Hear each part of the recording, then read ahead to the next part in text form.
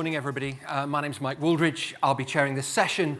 I'd like to welcome our panelists, Timandra Harkness, John McDermott, Charlotte Dean, and Sue Black. And what we're going to be talking about is artificial general intelligence, AGI, imminent? No. Thank you, everybody. That was a great session. Well, in all seriousness, this conference is only 4 years old. The first one was scheduled in 2020, the week that we went into the first lockdown. Obviously, we had to cancel. Now, it would have seemed ludicrous just 4 years ago for us to have a session on AGI. I mean, we would have been regarded as kind of lunatic fringe. So why are we even discussing this? What's happened in the intervening 4 years to make this conversation even relevant? Well, what's happened is that AI has changed. We were used to the idea of AI as AI being for very, very specific tasks, playing games, recognizing faces, driving cars, and so on, and then something weird happened. AI developed in a direction which I think we just have to admit most people didn't really anticipate. And the direction that it developed was large language models and generative AI. And the different thing about large language models, of which GPT-3 was the one that really got everybody's attention, June 2020, we were still kind of semi-locked down, but there were the ripples of excitement as we began to see what that system could do. And it was clear that it was a step change in capability just in one generation of a system. And what really got AI researchers like me excited was to begin to see that this model was not just good at understanding and generating text, it was capable of other things as well. And the models have just continued to get more and more capable. And these are, for the first time, powerful general purpose AI tools. And I'm using my terminology very carefully. General purpose. I'm not claiming that they are AGI, but I am claiming that they are general purpose in a way that previous AI tools were not. So that's why we're having this conversation. This progress in general purpose AI has prompted a lot of commentators to now claim that AGI, artificial general intelligence, must be imminent. Okay, so that's the question that we're going to dig into. Our opinions are no better and no worse than yours, so we're going to go to the audience in the end, and we're really curious what you make of it. And maybe we'll have a little vox pop at the end, a show of hands to see where the audience sits on this. But the first thing that I want to go to the panel, and Timandra, I'll start with you, is what exactly do we mean by AGI? So when we talk about artificial general intelligence, do we even have a really workable definition of what it is? And how will we know when we have it? So Timandra, let's start with you. Well, I'll talk about being put on the spot by somebody who really knows the subject.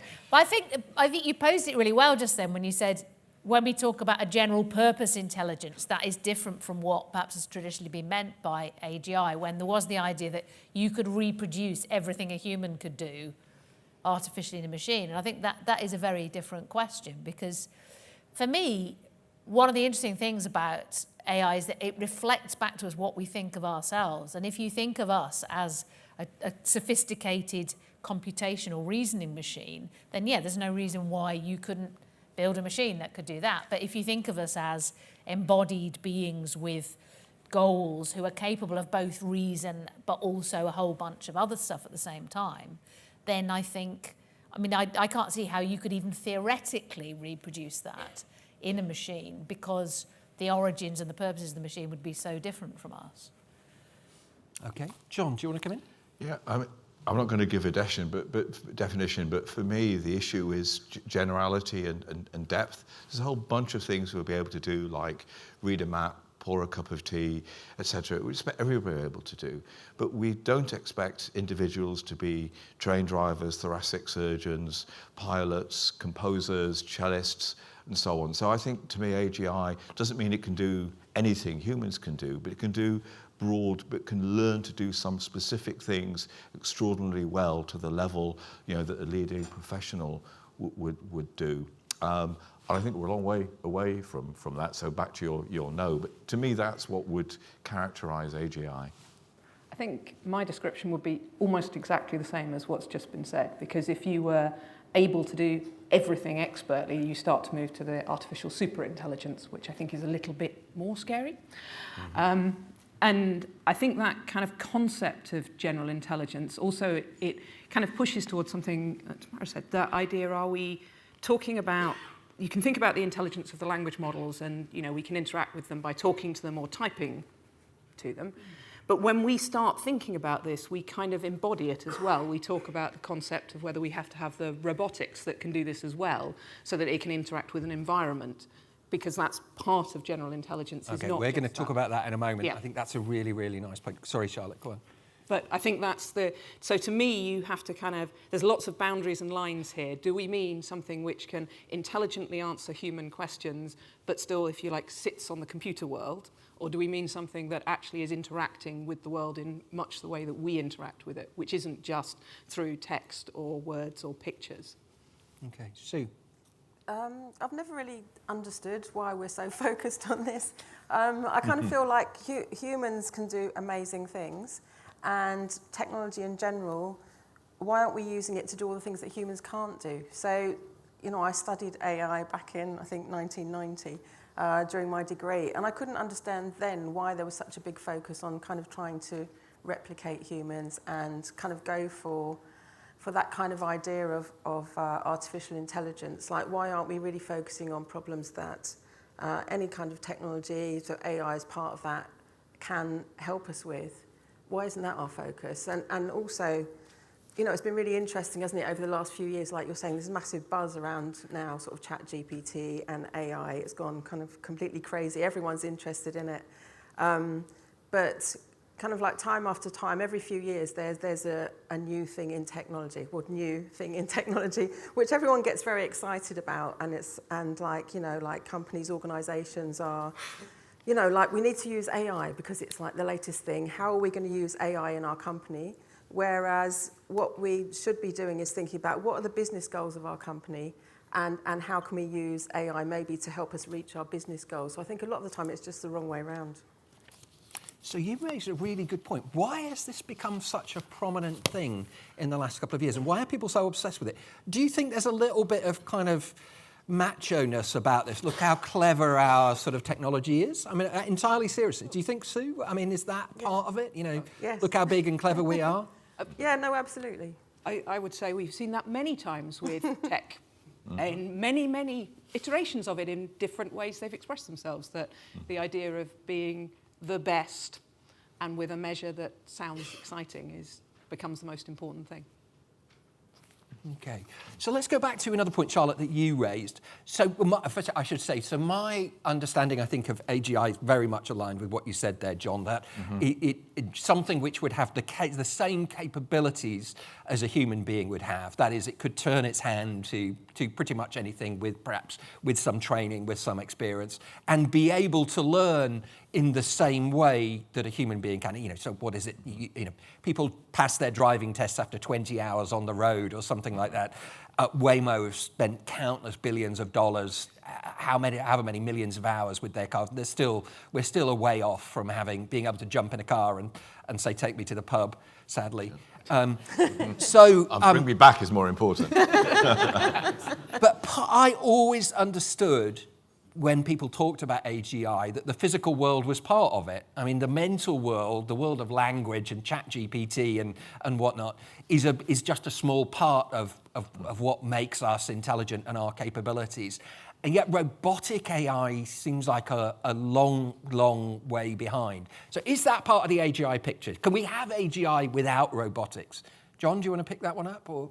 Yeah. Let me say, to me, the answer is no, because actually that's part of human capability, is the ability to physically manipulate things in the real world. And, you know, many of the examples we've given, like driving and so on, require this ability to physically manipulate the world. So for me, if AGI ever comes, it will have that sort of physical embodiment, whether it's robots or special design machines, I don't really care, but it has to have that physical embodiment and an ability to interact with the physical world. Charlotte? Well, I was thinking it goes back to what Sue was saying, which is, would it be great to have AGI that couldn't do that? Because then we do it for it. It's a bit like, what tasks would we rather not do? And it seems like we're picking the wrong ones there. Because you sort of want to be focusing on removing tasks that are things that we would rather not be doing than tasks that we would. So do we want AGI to be the controller of our hands and our limbs because we're good at that bit? So no, I'd rather we focused on making sure that the AGI was also capable of doing the interaction with the world in that way too. Mm-hmm. Sue, did you want to come in, Sue? Yeah, so I just think, again, you know, there are so many things we could be doing. I listened to a really interesting panel yesterday, which were people working in the kind of humanitarian space, like third sector. And they interviewed lots of people in, I think, South Sudan in a refugee camp about asking them about AI. And it was kind of, some people were like, you know, like they obviously were not keen on any sort of AI being used in that space. And then actually it was more the younger people were like, well, I think AI could do some really cool things. And it seems like some of the issues with that kind of space is that people living in refugee camps, some people get money from the organisations and some people don't, and people get different levels of money, and they worry about how fair that is. And so some people were saying, well, if we used AI, then it would be fair, surely, because they're thinking, you know, kind of an algorithm. But actually, you know, quite a lot of the time, there's a massive human input into that, so either data or programming. And so I think education is really important too, so that people understand actually what's going on. You know, it's not that machines do this job better than humans, because there's, you know, there could be human bias going in at all sorts of levels. And so I think there's a massive job around education to help people understand that, you know, sometimes AI will give you the results that you're looking for, that you're trying to find, but other times it might be completely skewed for various different reasons. And we have to, if we can educate everyone around the things that might go wrong, then when things do go wrong, because with massive AI systems that could be on a very large scale of millions of people, then people are educated to the level that they can then go to whoever's in control of that system and say to them, look, I think this is going wrong here. And just quickly, you know, like we know from examples of like the post office scandal, I mean, that was humans making those decisions all the way through, and a computer system that didn't work properly. What if that was an AI system which affected billions of people, and you know, we couldn't even see what was happening to all of the people on the kind of the end of that? I'm not quite sure how to kind of connect all of that together, but I think there are massive issues around human input, people understanding what AI is and what it's capable of, and the effects of that on them or on society in various different ways. Okay. Tamandra, did you? Well, I was just thinking about the things that we do with our hands. And there's still, even though a lot of what was old manual work has been mechanised, but there is still lots of manual work that people don't necessarily want to do. I mean, one of the great examples in this country especially is agricultural work, where it's very, very little mechanisation automation. And so there's a lot of very ill-paid, routine physical work because, for example, we don't really have a robot that's good at picking soft fruit yet. Yeah. And that's actually quite a hard task to recognise which fruits are ready to be picked, and then very fine manipulation of quite delicate things, judging exactly the right amount of strength. So to get something that was intelligent enough to be able to do that and also physically interact with it, I think would be a great thing. So I don't think we should too quickly write off the idea that having a general purpose intelligent robot would be a great boon, because so some of my ancestors were dockers back in the era where you physically went into the hold of a ship and carried stuff out. Yeah. And so when containerization came in, obviously, you know, it had a big impact on the world of work, because the dockers' unions lost their power, the docks moved from one place to a deep water place, the whole of transport was revolutionised. But I can't honestly look back and say, well, it's a pity men don't still have to go in the holds of ships and carry enormous lengths of timber out for the whole of their working lives and then die decrepit at the age of 50, because that was a great boon.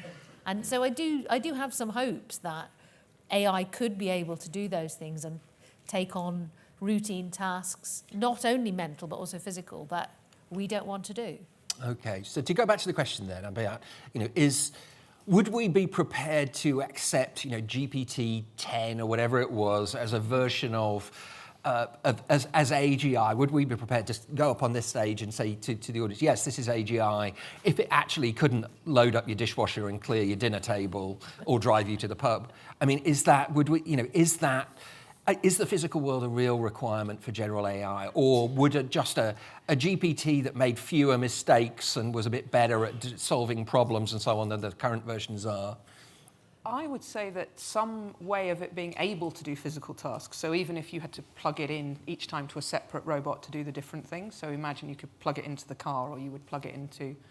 You don't have to have one robot that can do everything, but if it cannot interact with the physical world, it is not having the same, you can't claim that to be general intelligence.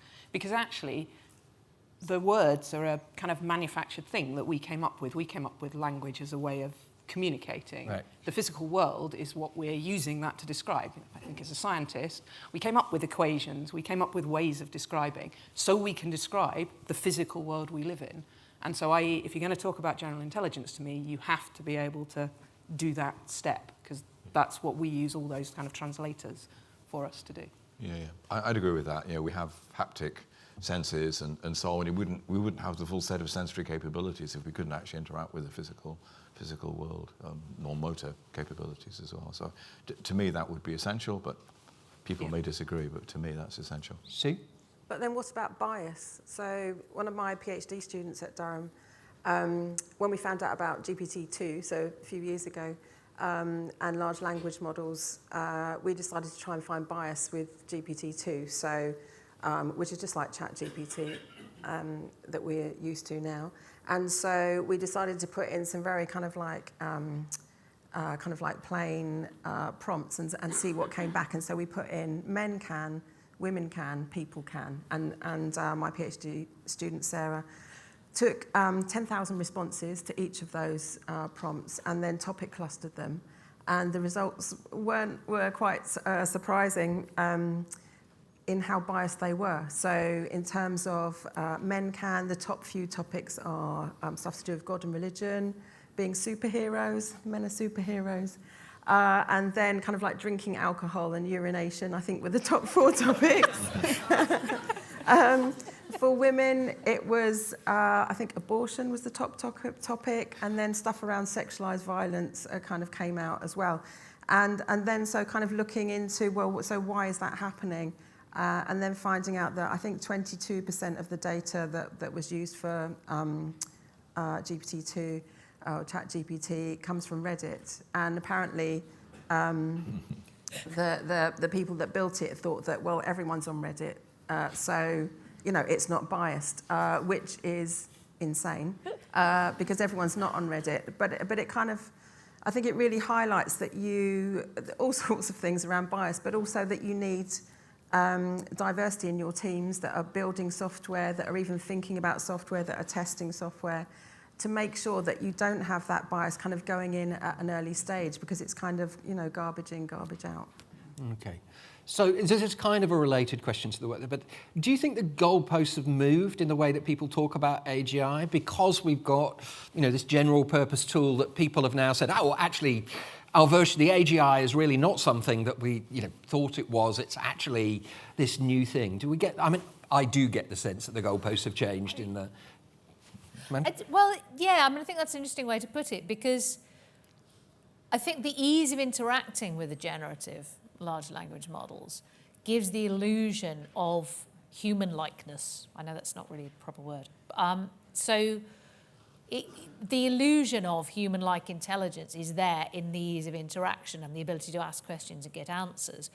But I worry that that's a misunderstanding of what it is and isn't capable of. I mean, I think there's a certain amount of disillusionment going on with the wild inaccuracy of answers, as if generative models were ever going to be the best way to get factual information from the world. But then if you think about it as ability to repackage and reshape and redeliver information in user-friendly forms, then, I do tend to think now of generative large language models as basically like hiring an improv comedy troupe and then expecting them to give you a legal briefing. Having been part of several improv comedy troupes, I can tell you get like 5 people and 2 of them know one thing each about the topic.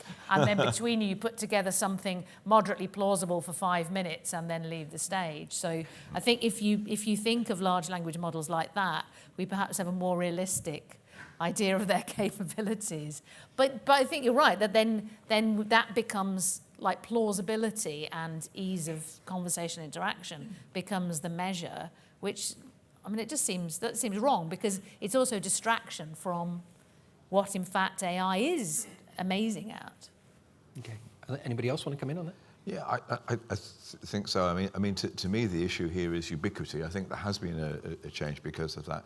Ubiquity because of the ease of access to these large language models. You basically need an internet connection and a small amount of money, but also their ability to address such a wide range of problems. They were not designed to do safety analysis. One of our colleagues has built something on top of ChatGPT which builds reasonably competent fault trees if you interact with it enough from a textual description of systems. It wasn't trained to do that, but you can adapt it. So I think it's that ubiquity. It can be anywhere, and you can adapt it to particular problems so readily that I think to me has actually changed the bar of what we think's AGI. Yeah.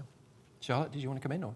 Yeah, I think it's fairly obvious that, and I think the bar will also keep moving, because that's what we do as a kind of scientific community. We go, well, if it could do this, that would be great. And then as it starts getting close to that, we go, well, if it could do this, that would be great. And some of it is because at each point in time, we can't quite imagine the kind of future. Like you were saying at the beginning, Mike, I don't think many of us saw the large language models just going, bang. Yep, I knew they existed, but I did not see that coming. We should feel okay about that. Neither did Google. Yeah. But I think, we sort of imagine our future states based on what we observe now. And so we imagine kind of, is AGI imminent? We kind of get a description of it. And then the more capabilities we see, the more we will start describing something that is, not quite what has been achieved, would be my guess. That tends to be what humans do, because we're like, there's always another exciting thing that's possible. Mm-hmm. Okay. Let's just have a show of hands. I mean, so the question I'm interested in is whether you think AGI implies the ability to operate in the real world, or whether you think AGI could just be a version of, a future GPT that you just have a conversation. That is, should AGI actually be able to clear your dinner table and load up the dishwasher and drive you to the pub, or would you be happy to call something AGI if it was just linguistic, a purely linguistic sort of thing? So hands up if you think the physical world is important for AGI, that your definition of AGI includes that. So there's a few, but okay, hands up if you disagree. If you think I think there's more people would be happy with a version. Yeah, okay, that's an interesting. I didn't predict that. I would have thought there was more people. So it seems like the tone of the room actually is that we could have a version of AGI which was a purely linguistic thing. Okay, so my next question, which is sort of, I'm twisting the question slightly, so I'm going to put you all on the spot a little bit, is the following. To go back to the original observation, I think the reason we're having this conversation now is because of these general purpose AI tools. And the question is, underneath those tools are transformer architectures, the basic, the mechanism that drives large language models, which are just about token prediction, basically. Train them on a large amount of data in order to be able to predict the next token that will appear in the sequence. And if you do that with words, then you get something which can write an essay on the origins of the French Revolution. Is that the magic ingredient, is the question. There's this concept in AI of AI completeness, which is the idea so many problems in AI just seem so hard, and the idea was if you could solve one of them, you'd probably be able to solve them all. All of these problems were hard in the same sense. So is this now, have we solved AI complete problems, and this is the magic ingredient? Do we think that large language models are the magic ingredient, or are there other ingredients that maybe we don't even know about yet? I don't know. I'm putting you all on the spot because this is not quite a question I asked. But I'm curious about what you think, if anybody wants to have a go at that. I'll have a go to give other people more time to think. So I was going to say, I suspect it's one of the ingredients. Part of that is because, as you say, it's a representation, so it's a tokenized representation, and tokenization is not going to work for every type of data because you're breaking it down in a particular way. And, you know, it's like lots of things where you're building a model. You try and work out the types of data you can fit into the, you know, it's a two-way street trying to work out what you can fit into it and what won't fit in. So there are lots of things that you can think about and imagine that it's very hard to turn into discrete tokens in some way, shape or form. Therefore, the current mechanisms of large language models will struggle with that. That doesn't mean that's not overcomable, but it does mean that it sort of, to me, suggests, no, it's not the answer of everything, but for problems where you can set it in that framework, it appears to be an incredibly powerful architecture. Yeah, I very much agree with what you said, and I suggest, you know, one area where we manage other things is actually models of causality. I mean, causality is actually philosophically very difficult, but understanding cause and effect relationships, particularly where there's complex, proportionate causes, I think might be another one of those bits of magic ingredient. But of course, that takes us back to interacting in the physical world again. But for me, that would be one of the other things we'd need to look at. Okay, Sue? I think it's really hard to say. I remember, and I absolutely love large language models. I'm not saying that I don't like them for the things I've said about bias. I think they're incredible and just kind of world-changing. I think that, you know, I just remember the first time that I used GPT-2, when I found out about it and started using it, I was just like, my mind was absolutely blown on what it could do. And I think, you know, it is amazing what they can do. We have to remember the bias aspects, but also we need to think about people understanding what's actually going on, you know, and that it's not, you're not doing a web search, because I think so many people, particularly in the beginning, even like journalists for the New York Times and stuff, thought that it was a different kind of web search. And so, you know, there were examples of them writing articles using ChatGPT, and then, you know, like the papers that were cited didn't actually exist. And I think a lot of the issue with large language models is that people think it's like an advanced search, and they don't realise that it's creating stuff rather than, you know, searching for stuff that's actually out there. Yeah. Did you want to come in, Amanda? Well, it just reminded that I interviewed somebody at Spotify for the book I'm writing, and I asked about the Spotify algorithm. She says there isn't an algorithm. It's a mixture of, there's data-driven prediction of what you like, there's human-curated lists of what constitutes a genre. There are human experts who choose what goes in, and so there is no one algorithm, but these things work together. And it strikes me that that's the kind of thing that you would need. You would need something that is generative, but also can reliably work as a search of what is factually there, and probably some other capabilities as well. And you would need something that combines those different aspects in order to get something that you could rely on to do a range of tasks. Okay, interesting. So you mentioned GPT-2, which obviously was the predecessor to GPT-3. GPT-3 was the one that I thought was the kind of the step change. Let's just remind ourselves, I think it was 2018 or 19 it came out, I don't remember, it was one of those years. When it was announced, OpenAI, the company behind it, said it was too powerful to be released. Mere mortals could not handle its power, and only those with superpowers in Silicon Valley were allowed to go near it. Just kind of remarkable. But now they're fine with us handling GPT-4, and the world has changed. Okay, so what is AGI, if it happens, what is it going to mean? In particular, let's start with the world of work. What would general AI mean for the world of work? How is it going to change work, and how would it change society? And I realize these are incredibly difficult things to understand and predict, because, you know, we didn't understand the implications of, you know, the World Wide Web really about how it would change society. We didn't understand, you know, that smartphone was going to give rise to Uber and Deliveroo and things like that, you know, and they've fundamentally changed so many aspects of our lives. But let's have some fun. Let's speculate a little bit. How would general AI change? Let's start with the world of work and then think about society. Sue? It just reminded me of a conversation. I was in New York recently and met up with a friend who's very senior in like an advertising company. And he said that all of the low-level jobs around video creation, content creation, they're just going to go. So, that's what he's expecting to happen. And so I think, there are lots of jobs at that kind of level. So the things which are kind of creative, but not too can't think how to describe it, but not kind of like original creative thought, whatever that is actually. I'm thinking as I say it. But the kind of jobs where someone gives you a specification, can you create a video that does blah, blah, blah, blah, blah. So then AI is going to be able to do that, right? So those jobs, I think, are just going to disappear. So we're kind of going to get a polarization, I think, of kind of like senior people and people doing the stuff which AGI can't do right at the bottom. And kind of like, I think lots of the jobs in the middle are going to go.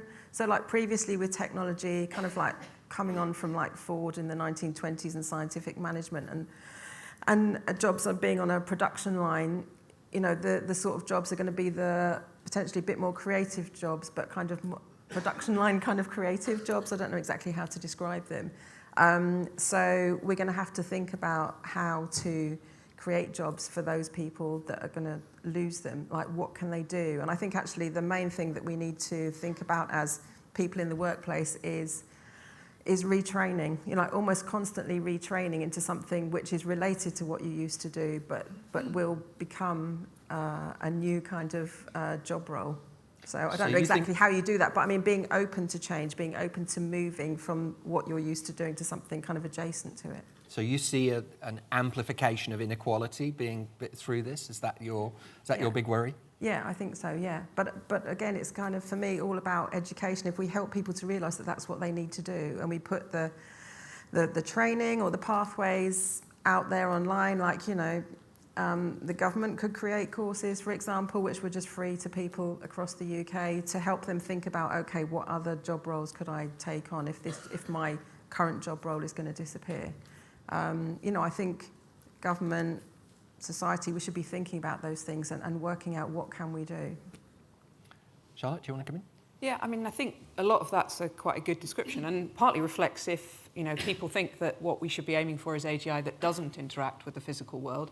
It's quite clear that that's the separation, because we need people who will do the physical labour of picking fruit, cleaning toilets, and we also are going to need people who fully understand how to work with these models to extract most value from them and do, exciting things. There are kind of weird examples of things that will disappear. Something that was shown to me recently is the ability to write legal documents. Because actually there's a huge number of legal documents out there, and it's very expensive to get a legal document written. But actually these generative models are incredibly good at writing legal documents if they have been trained to do so. So you would think of that as a highly skilled profession where people train for years to kind of edit those and tell you what you need. But actually that's the kind of thing that these models already have enormous promise to do. So when you say we don't really know the changes that will bring about, that to me was a really good example of, if you thought of a profession that was going to survive something, lawyers generally come up quite high. But this suggests that there are many things there. So I think there will be, it's that thing of humans are really good at working out what to do with exciting new toys, both in good ways and bad ways. And AGI will be no different. Humans will work out really exciting ways that will make life more exciting, be able to do more different things. An individual will be able to experience more stuff, potentially do loads more amazing stuff. But it will also end up with things where people will feel left behind because they're not playing in the same paddling pool. Yeah, thanks. Well, I pretty much agree with what's been said, but let me take a different perspective. There's been, quite a lot of evidence coming out recently that for, skilled professionals, those that actually use the, current AI-based tools, LLMs and so on, actually do the job much better than those that don't use them. So I think one of the things we'll do is we'll see work changing where there are much more a symbiotic relationship between the tools and the people. So I think work will really be reshaped, but I think for some of those higher end skills, we'll end up doing those jobs in a different way, and the lawyers that don't use these tools will actually lose out to the ones that do. Samandra, did you want to come in? Well, I mean, I think there's a kind of, as well as the technology, there's like an economic question and a political question, because in previous industrial revolutions, either they've been part of an expanding economic world where you needed more people to do more stuff, and new industries came up. So, got rid of the horse, and not only did we have internal combustion cars and tractors, but also aviation became this massive new thing. So it wasn't a problem that you no longer needed 100 people to do a job that now 5 or 10 people could do with the aid of technology. But at the moment, we don't really have a lot of economic growth and expansion, and we don't really have a great appetite for investing in new industries. So I think that's a problem, because you could well get a lot of people just being replaced by AGI and not having anything else to do. And then it becomes also a political question of, well, what are we, the population? Are we people, are we the point of technological progress and economic expansion, or are we now some kind of leftover resource that's no longer needed? And that really is a political question. Okay. We've got a few minutes left, and then we're going to go to the floor. So the final point I wanted to bring in, and this is a difficult one, is where does this all leave the UK, and what's it going to mean for the UK specifically? Charlotte, could I start with you on that? You've got some perspective through your role. I mean, you spend a lot of time thinking about what does science and technology mean for the UK, and how best we might invest in science and technology for the UK.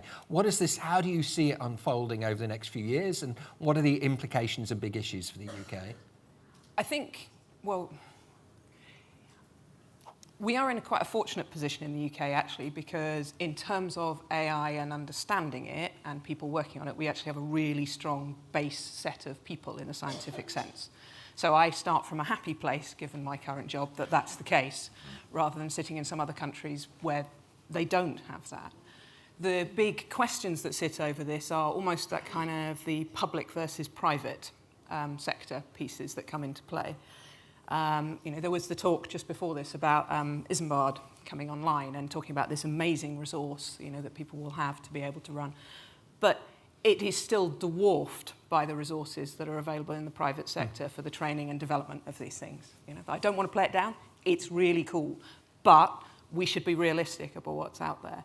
So there is this real kind of tension currently in terms of how do you plan a future strategy where we maximise the benefits economically from what is happening, whilst not pretending to ourselves that there aren't some players out there who can dominate should they wish to.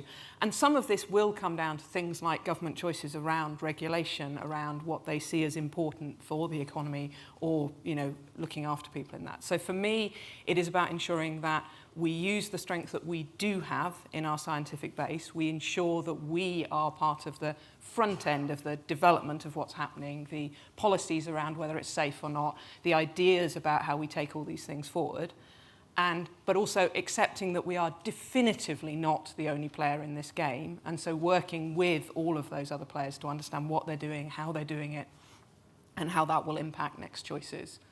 But I actually think it's going to be quite an exciting ride, because we have the opportunity to always be part of it, but we're kind of not used to saying words like, well, we might not be the most important player in all of it. And I think we have to say that sometimes. So, underneath this question, the technology is largely, not exclusively, but largely owned by a small number of foreign companies. Yeah. And the World Wide Web, for example, was democratic in the sense that anybody could set up a website. You could do that in your bedroom at home.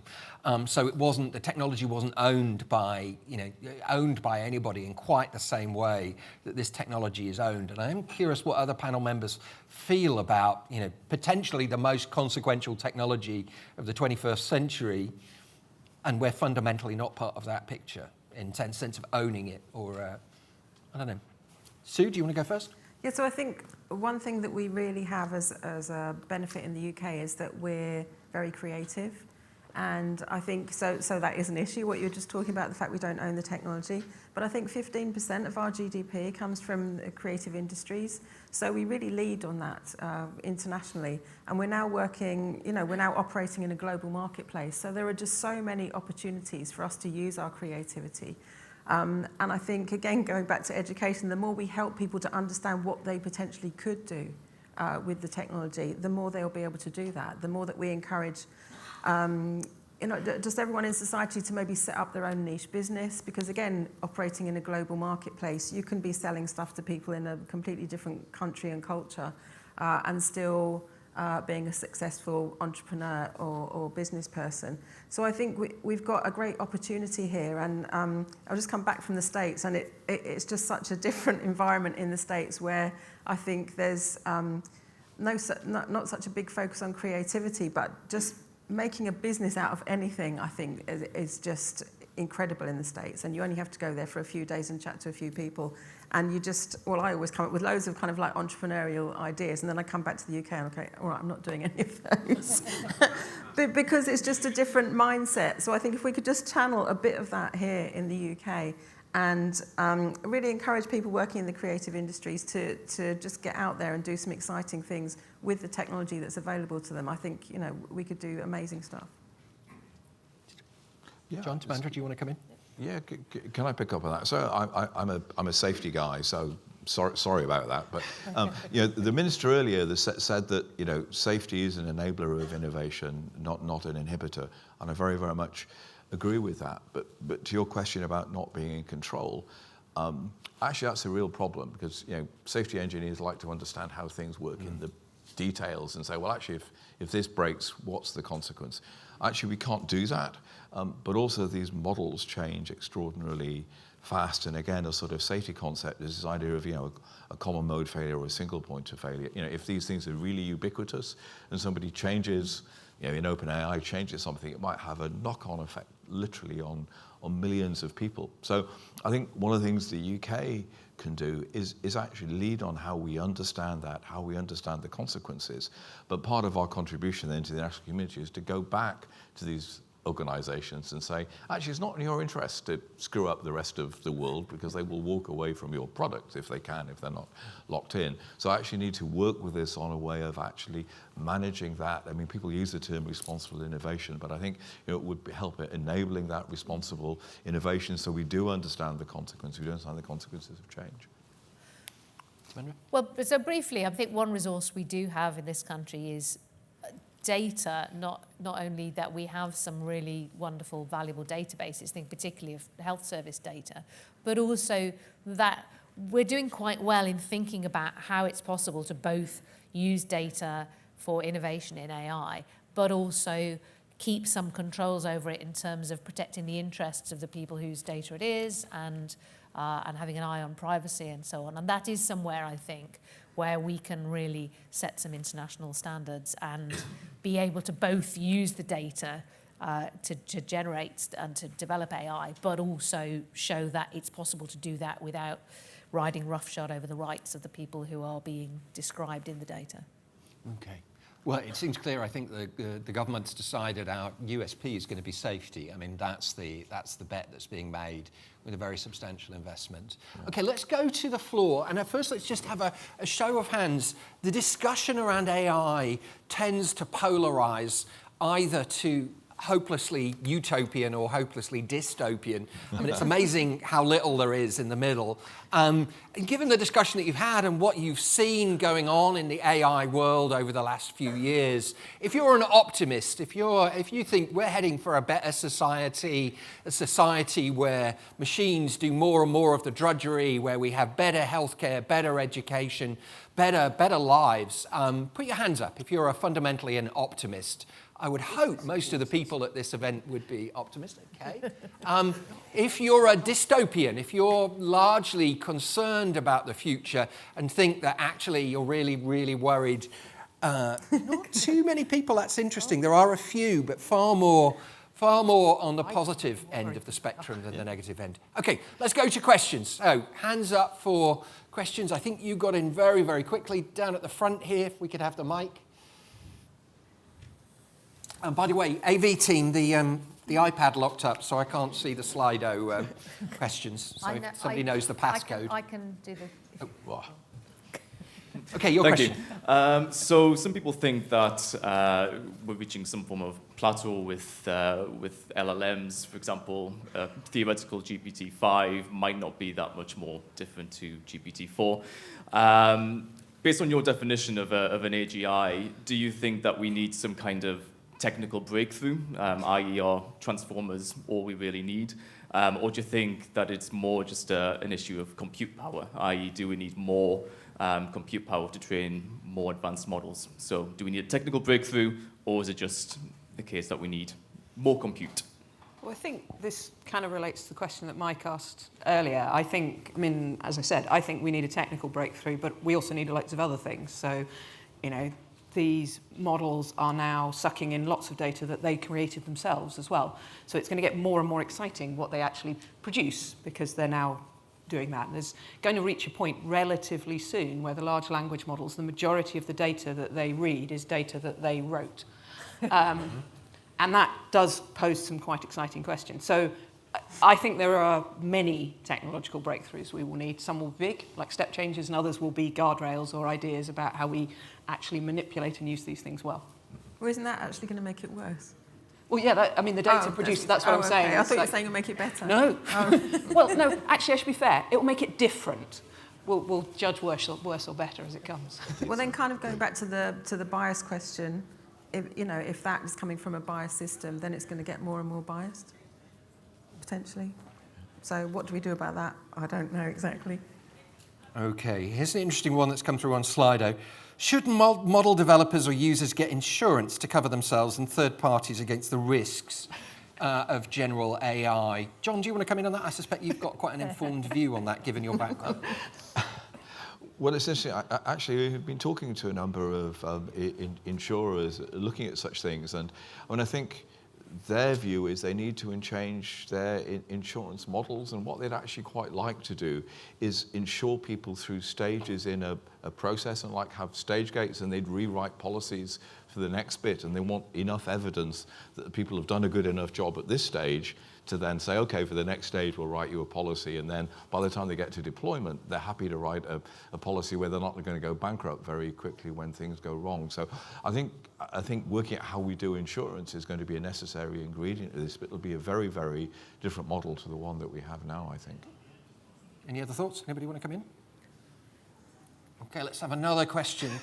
Very enthusiastic there in the middle. Grab the mic so we can all hear. Hi, thank you. I just wonder if the debate around AGI has a flawed premise, which is to define it in binary terms around human intelligence. So try keeping my dog out of the bin in my kitchen, and you will learn that there are many other kinds of intelligence that matter in the world. I wonder if by framing it purely in terms of human intelligence, we're actually making a mistake. Anybody want to come in?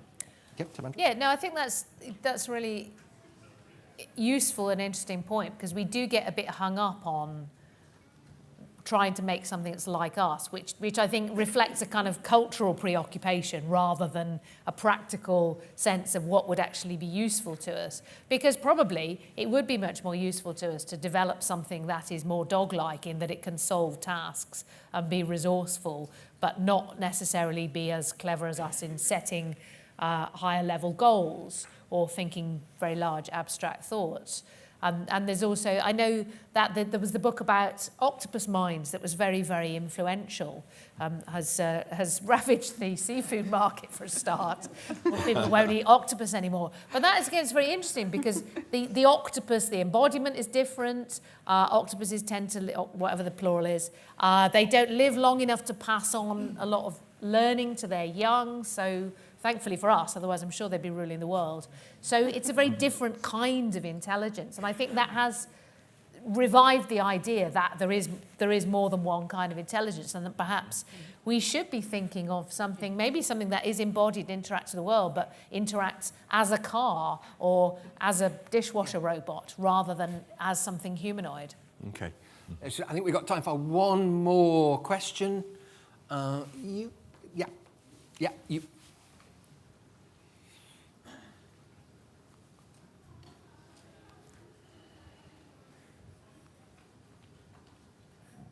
Hi, thanks for the patience there.